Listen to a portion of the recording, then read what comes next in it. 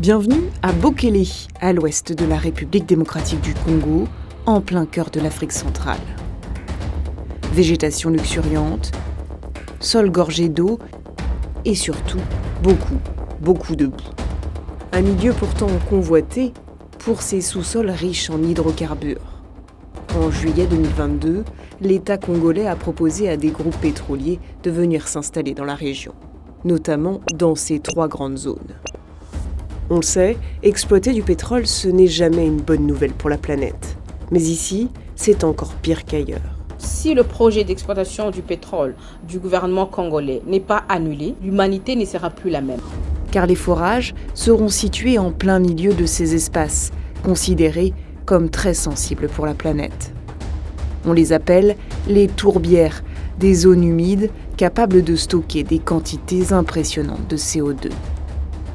Nous vous emmenons en immersion dans un des plus grands pièges à carbone du monde. Nous voici sur le territoire des Bantous et des Pygmées batois. Ils vivent ici sur les rives du Ruki, cet affluent du fleuve Congo, en plein milieu des tourbières tropicales les plus vastes du monde. Plus de 145 000 km², la surface de la Grèce, à cheval sur les 2 Congos. On s'y déplace en pirogue ou à pied dans les zones moins inondées. Dans certains coins, on s'enfonce dans cette épaisse boue brune jusqu'aux hanches. En moyenne, une tourbière fait 3 mètres de profondeur, mais elle peut aller jusqu'à 6 mètres par endroit. Au début des années 2010, des scientifiques ont commencé à étudier cet écosystème rare. Ils découvrent qu'il a des propriétés uniques. En général, sur un sol sec, les plantes mortes pourrissent et renvoient leur carbone dans le sol ou dans l'atmosphère. Mais dans les tourbières, grâce à l'humidité, les matières organiques n'ont pas pu se décomposer. Elles se sont alors accumulées au cours des 10 000 dernières années et ont créé ce qu'on appelle de la tourbe. La tourbière a donc ce pouvoir de ne pas relâcher de CO2, elle le piège sous terre. C'est l'un des meilleurs puits de carbone du monde.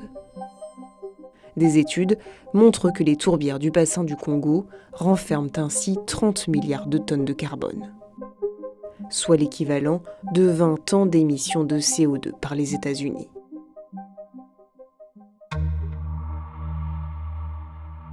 Mais que se passerait-il si ce milieu naturel venait à être perturbé par des industries ? En 2017, un collectif d'experts s'était par exemple inquiété de l'exploitation forestière.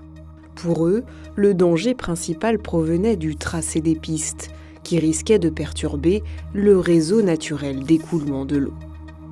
Il y aura une perturbation du drainage, du canal de drainage. Ça veut dire qu'il y aura dessèchement. Et quand il y a dessèchement dans les zones où il y a les tourbières, c'est le CO2, le carbone qui monte dans l'atmosphère.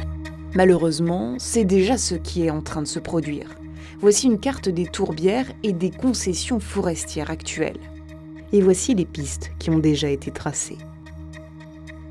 L'exploitation pétrolière risque d'accentuer le problème. Pour forer le pétrole, il faudra développer des infrastructures, y compris des lignes d'accès sismique, y compris des routes, des pipelines. Ils devront construire des infrastructures pour les matériels et aussi pour les travailleurs. Il faudra construire des maisons. D'autant que la menace de l'exploitation pétrolière s'ajoute à un contexte déjà alarmant. Avec le réchauffement climatique, la température de ces tourbières pourrait atteindre jusqu'à 27 degrés d'ici le milieu du siècle, c'est-à-dire une hausse d'environ 1,5 degré comparativement à la période de 1980 à 2010. Une hausse qui accentuera l'assèchement. Des scientifiques ont établi que les tourbières asséchées étaient responsables de 4% des émissions de CO2 d'origine humaine. Des émissions provenant en majorité des tourbières converties en pâturage ou en zones agricoles, en Indonésie, en Chine et en Europe. Le bassin du Congo pourrait donc rapidement devenir un gros émetteur de ce CO2 jusque-là stocké. Il pourrait rejeter l'équivalent de 3 années d'émissions mondiales issues des combustibles fossiles.